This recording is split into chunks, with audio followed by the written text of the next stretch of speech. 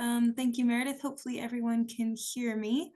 So I'm Liz Walsh. I'm based over at the University of Cambridge, but I also am one of the co-leads of the Coastal Resilience Community Practice, and it's a great pleasure to get to introduce our speakers for today. So we're joined by Charlotta Hillerdal, Rick Knecht, and Lynn Marie Church. Charlotta and Rick are both from the University of Aberdeen and are affiliated with the Nunalleq Project.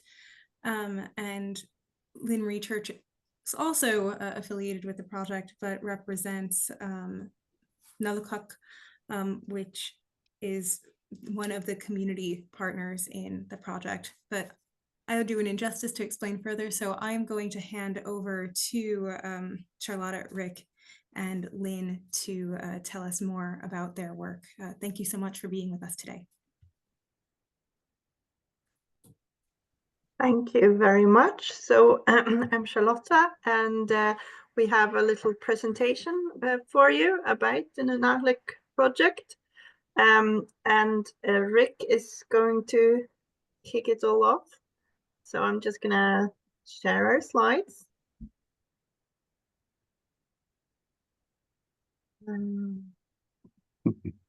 Which obviously doesn't work when you have to do it. There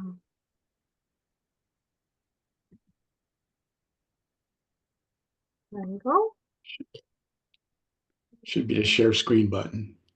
Yep, I have the share screen button. I have the presentation. I don't.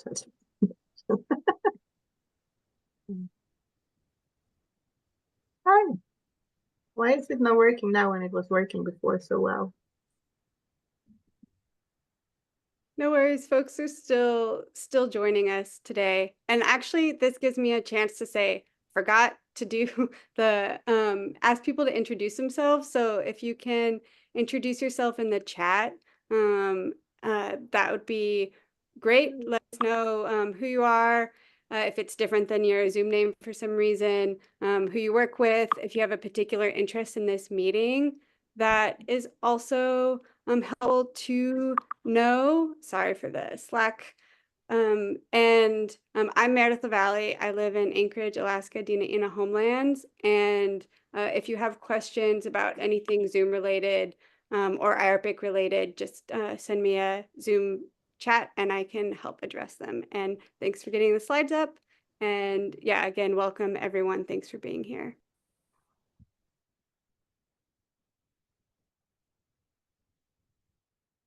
Okay, shall we start the slides now?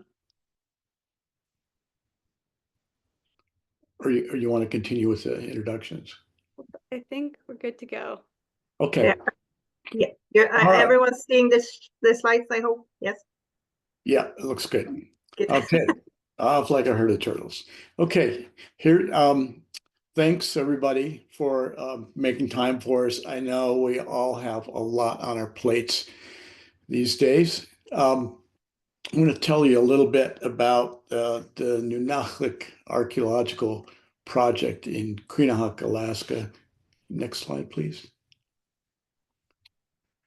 This is the Yupik culture area, and the Yukon-Kuskokwim Delta forms the core of it. There are about 25,000 people living here, 18,000 of whom still speak the Yupik language. This is one of the largest populations of Native Americans in Alaska and one of the largest groups of Native American communities left in the U.S. and one of the few areas in the U.S. where indigenous people form the majority of the population.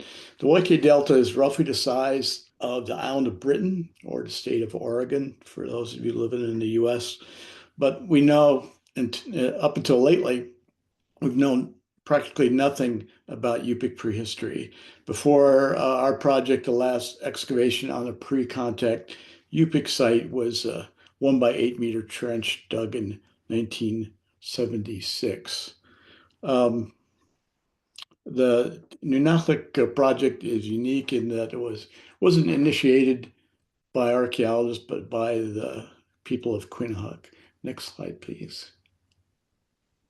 Quinhagak is located, it's hard to see in this, located in the southern part of the Yupik culture area, one of about 56 villages scattered across the Yk Delta. They range in population from about 200 to as many as 1,000. All the villages have a school, a clinic, a church, an airstrip, a city government, and a traditional council. Most of them have electricity, but not all of them have running water, even today. Next slide, please. So this is Quinhagak. As you can see, it's in a very low-lying area. This is typical of the Yk Delta, extraordinarily sensitive to changes in things like sea level rise and subsidence caused by permafrost melting. Next, please. And is in common with other communities in this area, people in Quinhagak very much involved in subsistence as a lifestyle and as an economic necessity. And you can't overstate the importance of subsistence in this and in other areas of the North, in that it organizes everyone's yearly schedule and their economic and family relationships and plans and so on. And it's crucial to the well-being of the community, and it demands a lot of knowledge about the land and the resources. Next, please. So, like every place else in the North, Quinhagak is being impacted by the combined effects of global warming. And among those are the melting of the permafrost soils, and places, it's particularly affected the Alaskan coastline, where some places have lost more than a mile. Along with it, the archaeological and fossil record. Next, please. So back in 2007, I got a call from Warren Jones, who's the president of the Knecht Corporation. That's the Angsa Village Corporation for Quinhagak, that looks after native-owned lands. And they started finding wooden artifacts on the beach. And he sent me some pictures, and I recognized those as probable prehistoric artifacts. And so it took him a couple of years because people were reluctant to have archaeologists work there because of the kind of extractive nature of archaeology in the past, where artifacts were taken away and never seen again. But after a lot of discussions, people decided to let us go ahead with two goals in mind. One is to recover as many artifacts as we can, and the other is to re-engage young people in their traditional culture. And over the past 16 years now, both of those goals have been met in a way far more spectacular manner than any of us had dreamed when we started. So we followed the trail of artifacts in the high tide line and found where they were coming from. This is the Nunalleq archaeological site. Next, please. And the site is represents the remains of a sod house complex that was built sometime between 1590 and 1630 and destroyed in an attack during the Little Ice Age, about 1652 to 1677. So definitely pre-contact. Contact in this area didn't occur until in the 1820s. And what's remarkable about this site and other sites in the area is the preservation from the permafrost. And in most sites, you'll get stones and bones. In this site, just about everything was preserved in the permafrost, which started to melt, and then the site begins to erode, and the objects begin to decay. But about 80% of everything we find inside are made of organic artifacts. We get grass, grass and wood, and even things like gut skin. So the recovery is amazing, and it's given us by far our first and best look at pre-contact Yupik culture. Next. So as we, dig through the site, we encounter, the wooden floorboards and objects of everyday life. And the recovery is huge. And so far, we've recovered about 200,000 artifacts that would have been lost to erosion, because after those permafrost soils thaw out, they have the consistency of bread flour because it's just, silt, river silt, and it erodes very quickly. And we've just barely stayed ahead of the erosion. Next, please. So the first 4 years of work were supported by the Village Corporation, and this was in the days before they didn't even have running water. And they invested about $200,000. And this is from a village of about 700 people with a lot of low-income households. So the commitment to saving culture is very, very real. In 2014, we were lucky enough to get a grant from the UK. Most of our money has been supported from grants from the UK. We got 1 million pounds from them for a 4-year grant that got us established, and we were able to get an international team going on the research. But it's really the local support that makes that possible. These days, we rely on volunteers from all over the world that volunteer to excavate, and they pay their own travel, and they pay room and board to the village, and the village supplies all of the logistical help. Next. The real heart of this project comes from a very high level of local engagement. And so consultation with elders and culture bearers is super important for interpreting our finds at the site. Most of what we know about Yupik prehistory comes from this excavation. So it's especially important that the stories we tell about it be constructed with a full participation of the descendant Yupik community. So we want to emphasize here that the people of Quinhagak aren't the subjects of our research, they're our colleagues, and we're working together to puzzle out the past. And this kind of open approach and respect for multiple points of view is for a long time been part of the Yupik intellectual tradition. And so we're combining scientific and traditional ways of understanding. Next. So these are ivory earrings, and we discovered a huge amount, along with objects of ordinary everyday life, huge amount of artwork and jewelry. And what's emerging is a picture of pre-contact Yupik society that's a good deal more stratified and less egalitarian than it was in historic times. So you've got long distance trade, rich people, poor people, even slavery. And all this is dramatically different than stereotypes that have emerged over time about so-called simple hunter-gatherer societies in the North. Next. So this is a sample, for example, of more than 500 dolls we've recovered, most of them made of wood. Some of these are playthings. Some of these are used in ceremonies. Some of these are charms. There's a wide variety in these. Some of these are portraits of the people who lived in the village. Next, please. And full-size mask. We've got about 20 so far. Full-size pre-contact Yupik masks, many with the paint still on. And these and other pieces are being used as reference points by modern artists today who use these as inspiration for their work. Next. So at the end of every summer, we've shared these pieces. And for the first few years, we had to send all these off to Aberdeen to be conserved. And then the question arose about where we're going to keep these. Next. So after, thinking about, I think the original idea was to put these in a museum someplace, but the more we worked and the more the community was involved, it became clear that they really needed to stay home.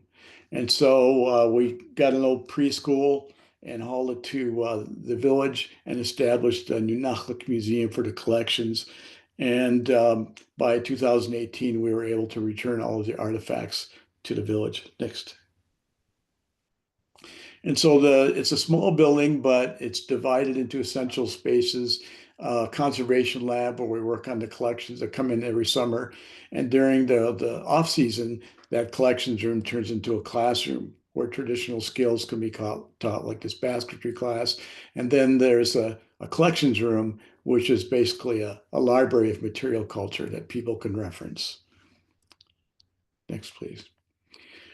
So we're still at it. This is where we were last summer, and you're looking at what happens with 30 days of erosion.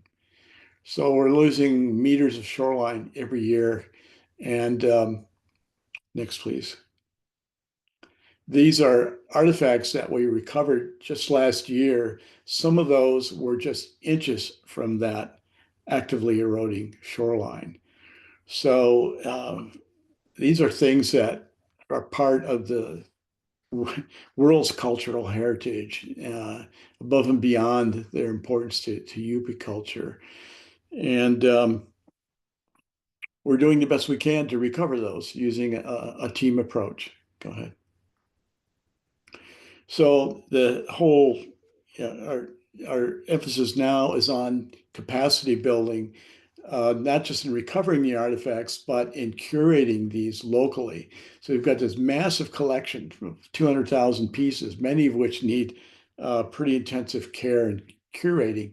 And we're training local people and developing the resources to do that so these items can remain in the community and be part of cultural life there. And I think Charlotta will tell you a little bit about the outreach activities that take place there.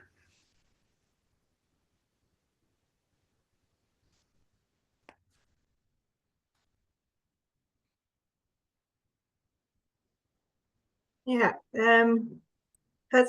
Is Lynn here yet?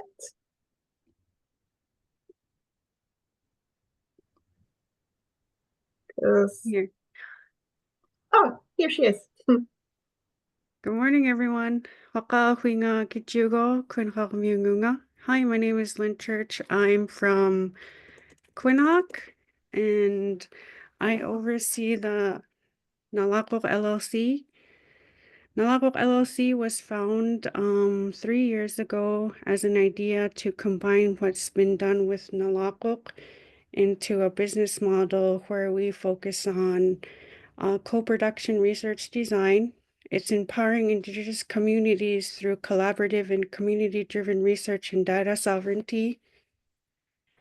Basically, what we wanted to do, there was a gap between like researchers and local community members where we wanted to facilitate and where the communication would, where the researcher and the local communities come to an agreement and learn from one another to understand what's going on with the research that they're conducting and to have better results. Basically, it's braiding the traditional knowledge and the current technologies and the current research into one.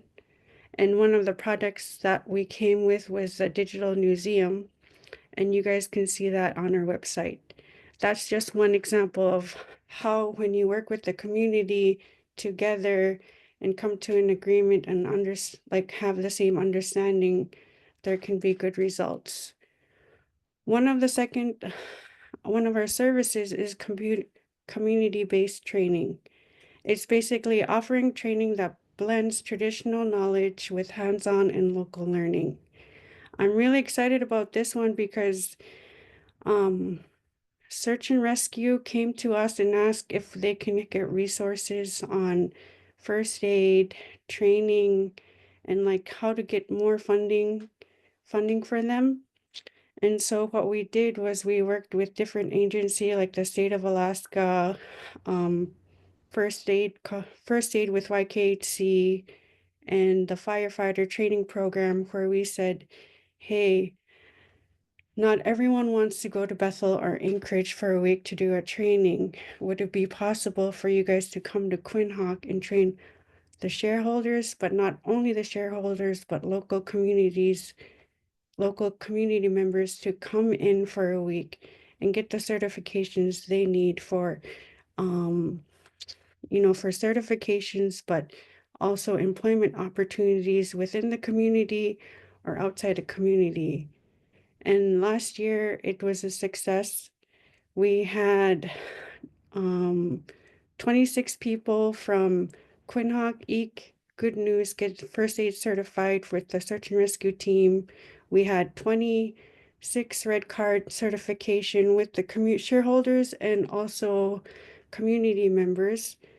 And right now we're working with the state and AVF on a new training program that's going to be offered in the next couple of months in Quinhagak, where it's a collaborative effort between these villages, because Quinhagak in Good News and Platinum, I feel like sometimes, we're forgotten in these big projects. And I said, our local people need this opportunity to have these type of trainings, and so we've been more vocal about it, and we're getting friction in that area, and I'm really excited about that. Also, the third option is the cultural resource management. It's basically what Rick's talking about, but with, FAA and hopefully, working with other communities. Number 4 is the drone and satellite remote sensing.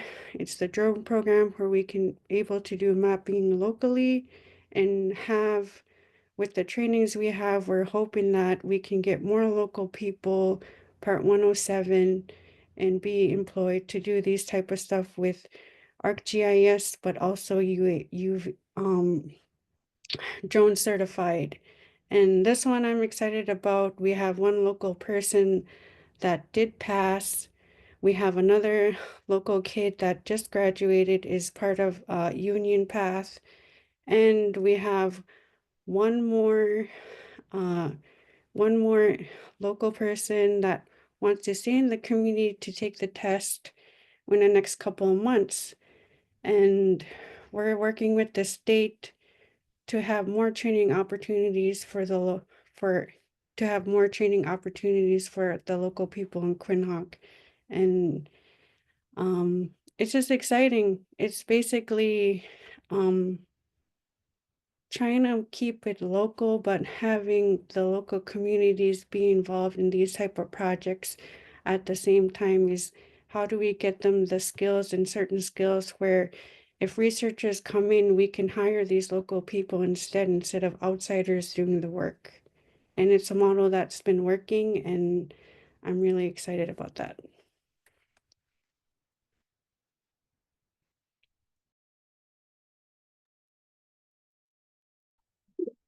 So I'm gonna talk a little bit about the outreach aspects of the project and the collaboration with the community on these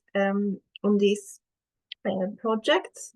So to remind you about what Rick said, the Nunalleq Museum opened in August 2018, and this is a really very exciting outcome of the project, which we have very happy and proud that we managed to work together to accomplish. But it also means that one of the most important collections in Yupik pre-contact culture is not very accessible to people outside of the village, which we're totally fine with, because the most important thing is that the community has access. But we have been working to broaden access also for people outside of the community, both within Yupik country and wider within the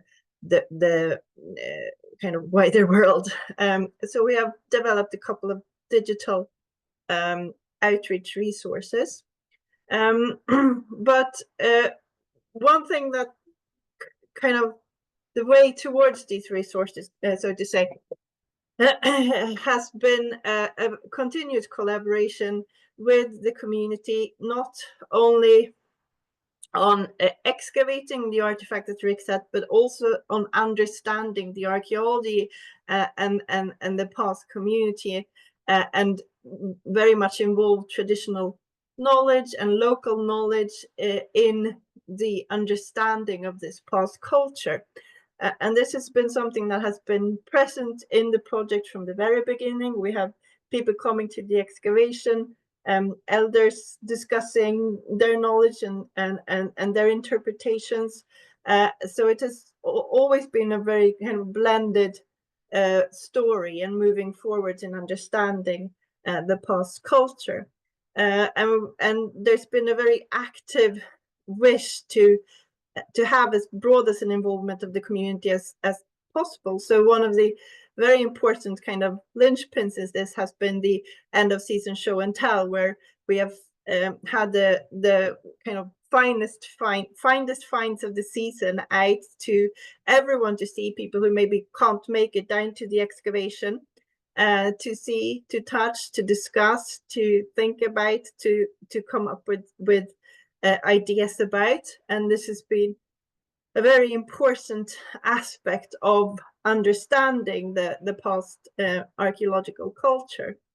Another way that we have engaged community members, especially the younger community members, is through workshops and school activities, and especially arts workshops. And these things I mentioned because they have become two of the kind of main methodologies in which we have created shared stories for the outreach project. So the first outreach project that we did was the Nunalleq educational resource. This was finished in 2019.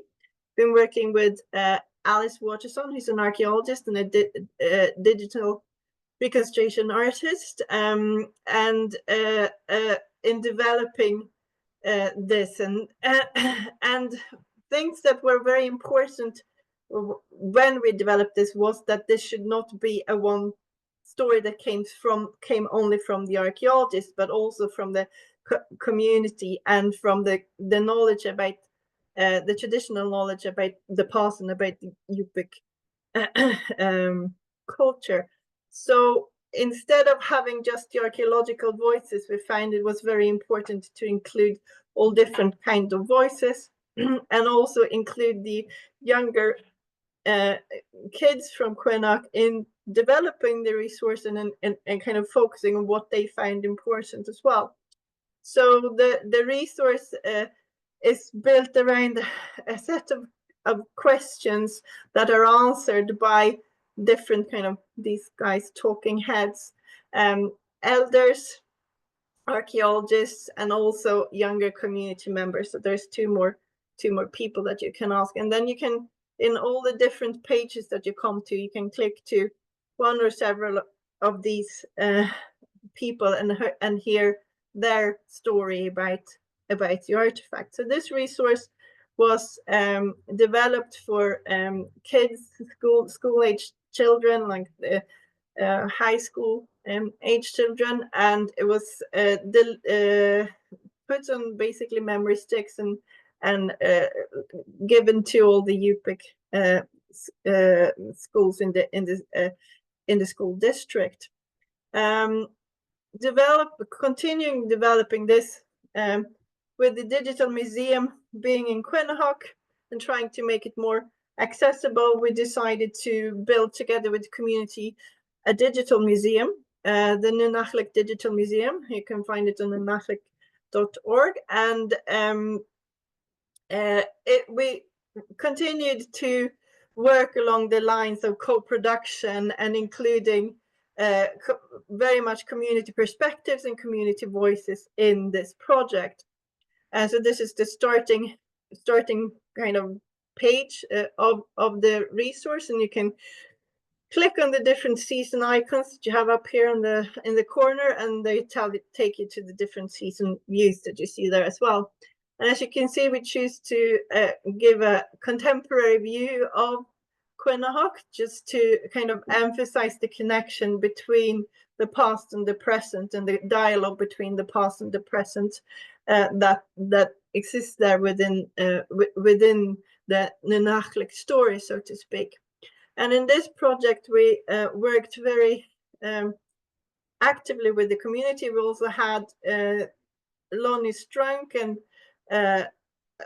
Jacqueline Cleveland, who are local to Quinhagak, working with us in the core team. So Lonnie is a linguist, a Yupik computer linguist, and Jackie is a photographer and a filmographer.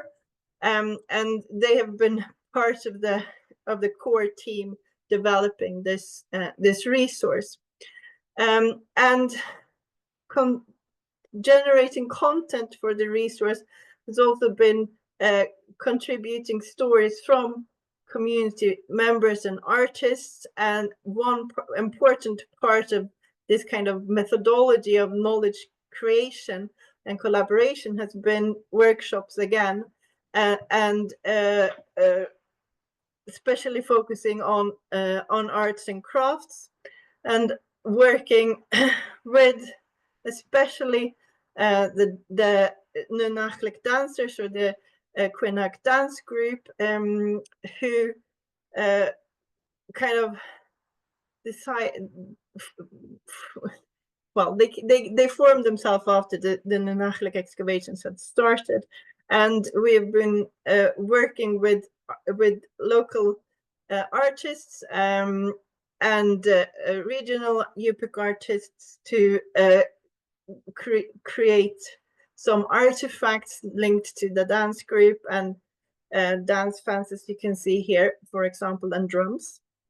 So these are some of the examples of the kind of workshops that we have been facilitating to create these shared narratives and shared stories, and to also kind of have a kind of continuous teaching ethos as well within the project, so that we all keep learning about the past, about the present, and about maybe even the future to some extent. So these are just some images from the digital museum. You can see on the bottom there. So Alice Waterson is the kind of core lead developer of this resource, and this is her drawing here to the left, and then you have some pictures that Jackie has provided to kind of really give the proper connection and feel and authenticity to the reconstruction drawings in the digital museum. And you can see all the artifacts that you see here are artifacts that we have found in the excavation. So they're put into kind of life with these reconstruction drawings. And we also have with the digital museum a large catalog that you can access with around 600 artifacts. And some of them have 3D images. You can turn them around and you can see them. So it is one way that we're trying to kind of share the knowledge from the Nunalleq with a wider audience and with the world. And I hope that all of you go and have a look at it. We want you to. And these are the kind of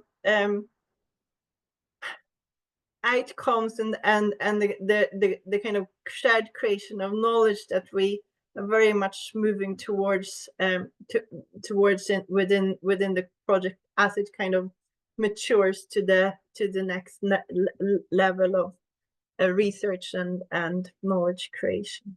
So I think that was it for us. Thank you very much.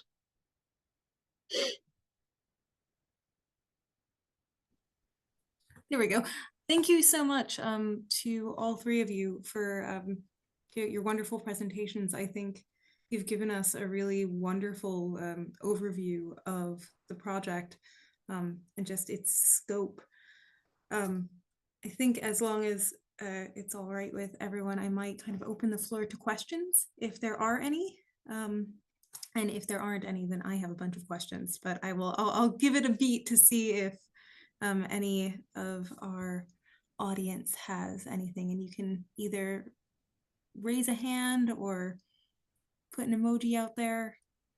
Yeah, the under the React button, there's an option if you click React to raise hand. So you can use that. You can also type things in the chat, and we'll start queuing those up, or just unmute as well and ask a question. Already know.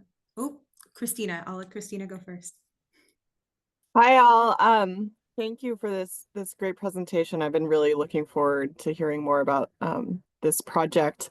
I am curious about sort of the meetings and discussion and the partnership building that happened leading up to this project actually starting, and was hoping you can speak a little more to that. Sure. Most of these took place internally in Quinhagak, so you're getting it secondhand from stories I heard from Warren Jones, but he went around individually, and there were a lot of individual discussions in steam houses and so on, and very patiently going over people's concerns. And it took 2 full years, but it was worth it because you got the kind of community-based consensus and buy-in that we needed to make this function. And there were opponents, certainly, and some of those people who were most against it are now our best friends, and extremely supportive. And as time has gone on, the level of trust between people in the village and outside researchers has just grown the longer we do this.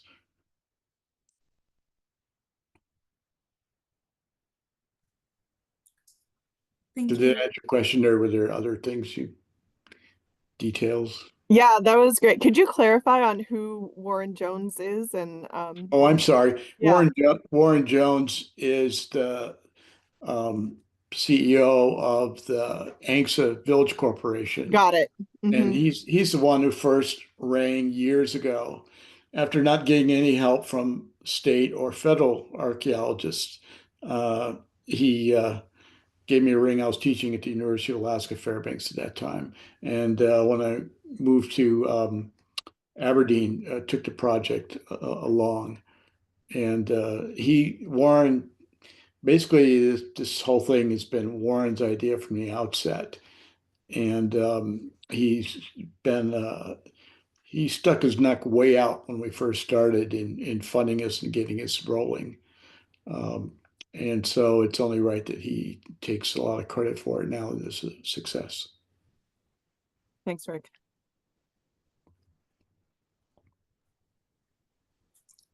Yeah, no, thank you for that answer. I also was going to ask something similar. I'll give it a beat and see if anybody else put the hand up, and then I have a question. Nope. Okay, then I'm going to ask my question.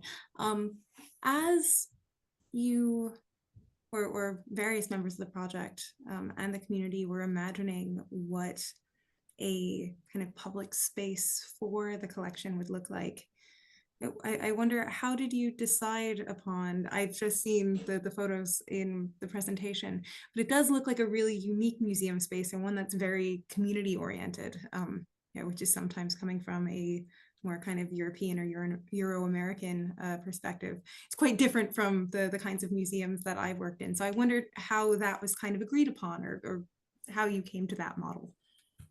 Well, I worked with other communities and designing museum labs and so on, and you need some place that's adaptable with just space, so you can move things around. But really the essential idea of it evolved from the traditional Yupik community house, where people come together for community education and learning. And so we wanted that space to accommodate all of that. There's dance rehearsals take place there as right in the middle of the conservation lab. And it works fine. People are super respectful. And they're, once it's got a little more room in there, when some of the conservation is done, it turns into craft workshop space and so on. So it fulfills a lot of the same functions that the community house is used to. that are gone now. And so that was, it was a preschool, and we just cleared it out so we'd have space to do what we needed to do. But this kind of evolution of it to the modern day community house was kind of a happy accident. It's add as well. It was a very I lost the word in English. A very conscious decision to not have the kind of traditional glass cases as well, to hide the artifacts behind so that they are accessible. And this was something that the community several times said, that they don't want the kind of glass case approach to anything. So it is very different than a traditional museum or a European type museum, but that's very much as well by design. It's meant to be an accessible collection. I see that there's a question in the chat, but I have a very short follow-up, which is I wondered, in thinking about kind of a policy for the collection, I think I have a sense of what the answer is, but like thinking about kind of care and handling, it seems like it is a collection that people can approach and can potentially touch. And I wondered how that was negotiated. Again, coming from museums where often like there's a lot of anxiety about touching and handling, even if it is on the part of community members. People are very careful with it. It's almost like, when you have beginning archaeologists, they're more careful than they need to be sometimes. People are the same way in general. Now, at the same time, when somebody comes in, we kind of give them a short course in artifact handling. And if there's things that shouldn't be picked up, we remind them. But in general, people tend to be overcautious. We haven't had any accidents or unfortunate events or at all. And it's always scary, when because some of these things are extremely rare and precious. But they're in good hands. I think people have a lot of a built-in respect for the objects. You also, I mean, from our perspective, it's kind of worth the risk. If it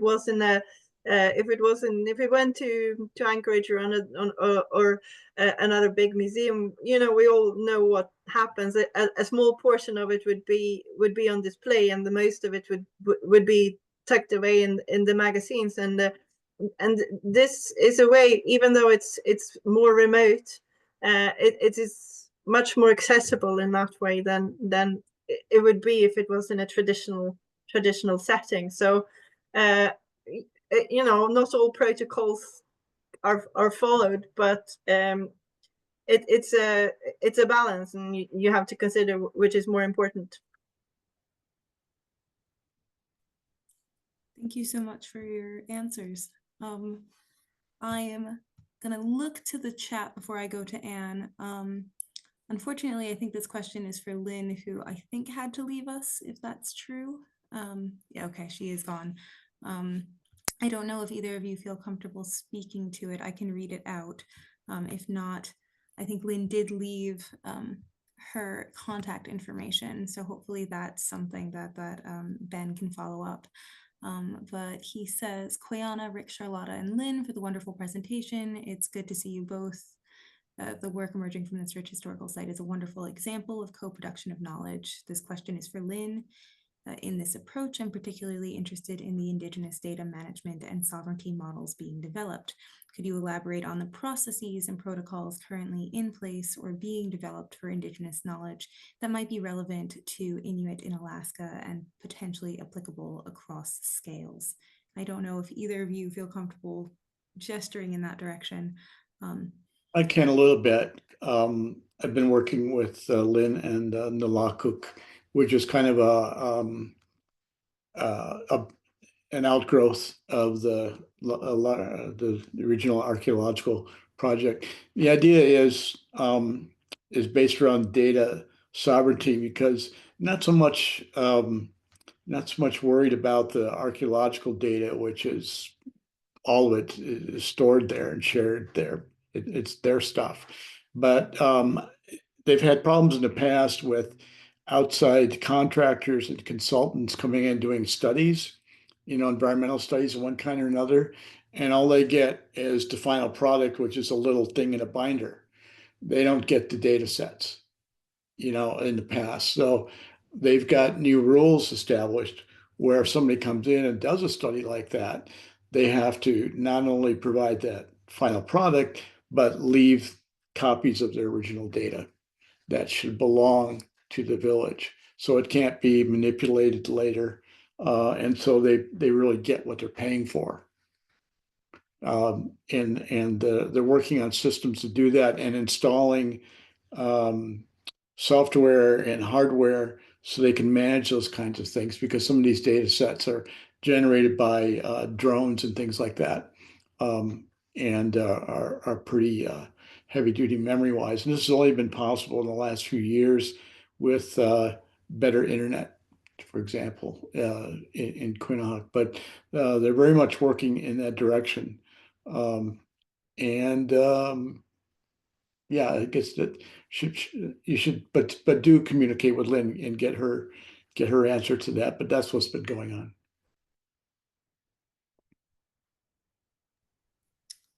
Great, thank you. Oh, and Ben says thank you too, in the chat. Anne, you had your hand up, but it looks like you also posted in chat. I don't know if you'd like to ask your question aloud, but I'm also happy to read it out. Okay, maybe I'll just read it out. So Anne mentions that may have missed this info, but does the co-production team practice public archaeology and monitors of erosion impacts? Public archaeology and erosion monitors can build survey skills and capacity for careers.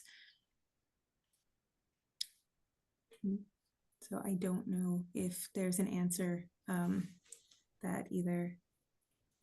That's being done right now with especially since we started using drones. And Lynn mentioned the training programs. We used the drones.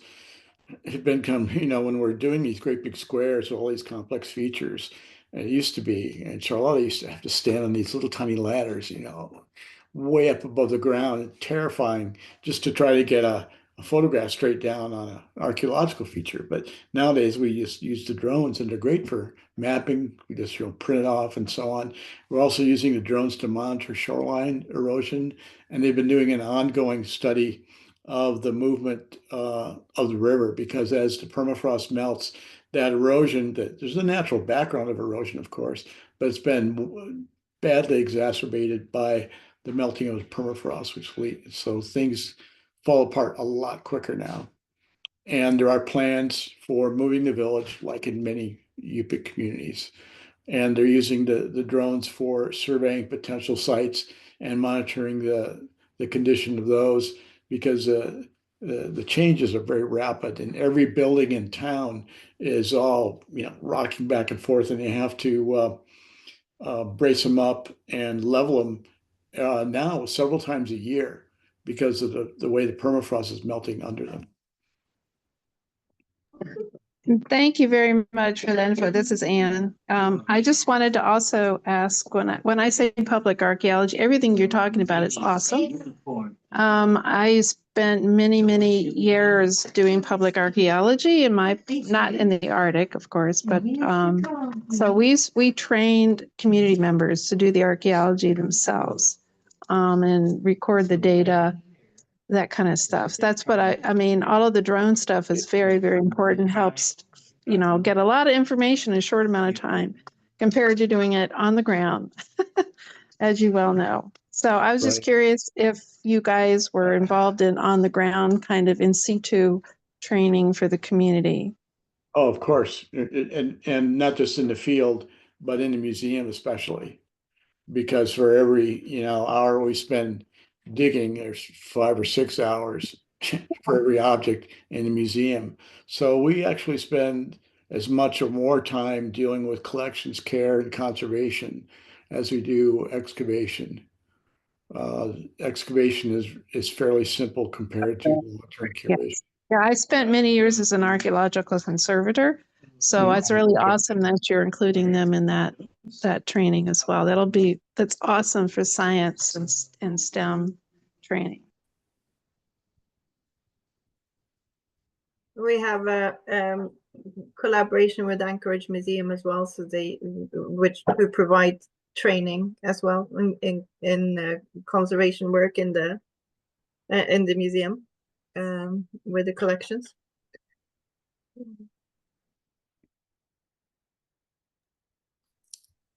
Oh, thank you both for your responses.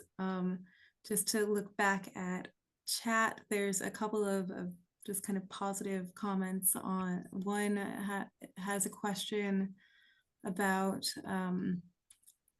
whether there's thought to creating a print magazine with stories about the archaeological finds, or just the educational materials, that this is so wonderful and refreshing to continue to learn about.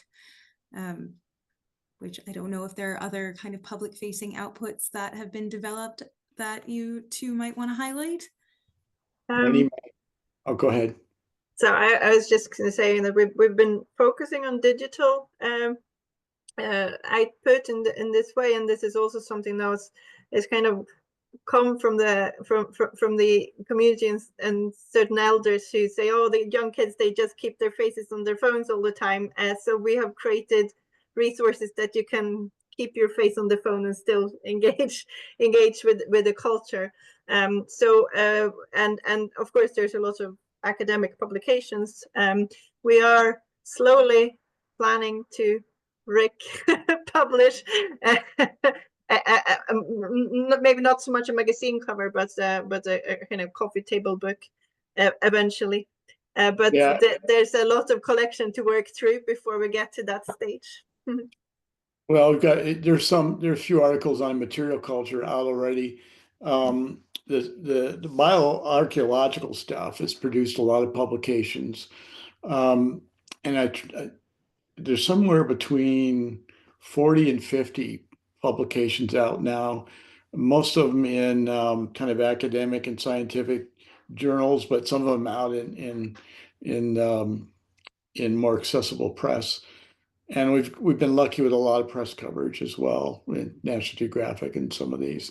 But yeah, it's a huge collection, and we're getting that out as fast as we can. Meanwhile, there is the digital museum where you can. It's the next best thing to being there. I mean, these are 3D models that you can turn around and sometimes see detail that you can't when you're looking at them in real life.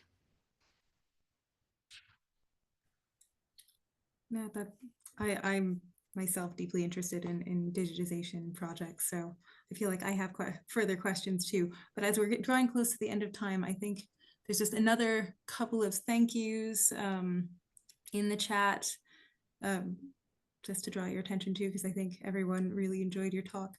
And other than that, I'm gonna see, oh, Anne's giving a clapping response. Thank you, Anne. I'll just see if there's anybody else who's going to put a hand up or has any final questions.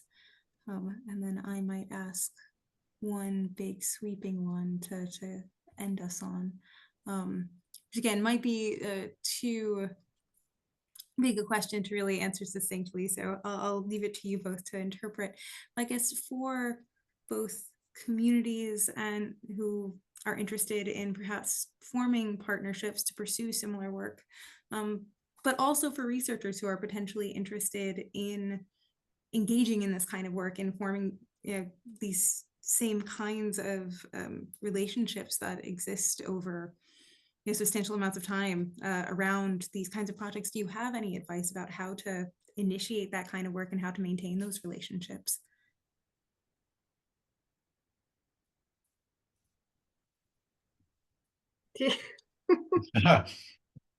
Well, it's, the hard thing is the amount of time that, universities and granting agencies operate on this kind of Western top-down model where you get the boss to sign off on it and you can do whatever you want.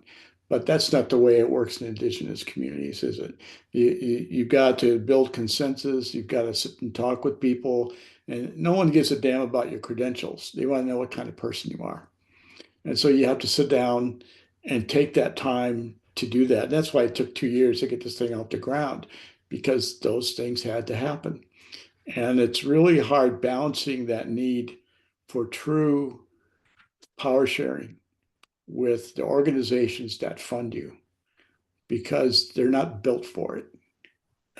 Western science and academia doesn't like to share power, and doesn't, pays lip service to consensus, but doesn't really give you the time or the funding to really do that. So you've got to find a way to do it anyway. I think that's probably the most important part in setting up any of these kinds of projects, is to be aware of power sharing and make it real. Just information sharing isn't power sharing. Real power sharing is actually designing those research design, joint work on research designs, and having true control over all aspects of the project locally. And so, Yeah, and that's hard to do. It's hard to get funders, wherever the money's coming from, to deal with that. yeah, and just taking us as an example, like the big grant that we had that really kind of made the project take off with a lot of research and resources. That was something that that was there for 5 years, and the project has been ongoing for 15, in on its 16th year now. So it's a lot of,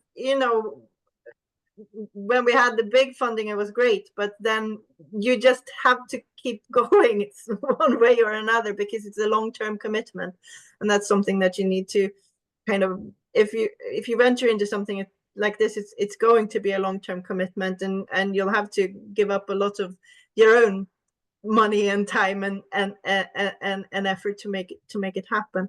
Another thing, I think, from a scientific, or from an academic point of view, is that you need to let go of your ego and learn to listen, and realize that you might not be the person who knows best, just because you have your like academic perspective and background. You know something about certain things, but it's very, very important to be humble, I think, in these situations. Thank you both so much for your responses. There are a couple of other questions that got put in chat, but I will note that we're at time. It's 9:02 in the UK, so just 2 past the hour for everyone else as well. I don't know, Meredith, do we have the capacity to look at these 2 questions? Yep, I can leave this meeting open for another few minutes, but yeah, also acknowledging people, if you need to jump off, totally understandable. So Rick and Charlotta, if you want to look at the questions, we can, but if you have to go as well.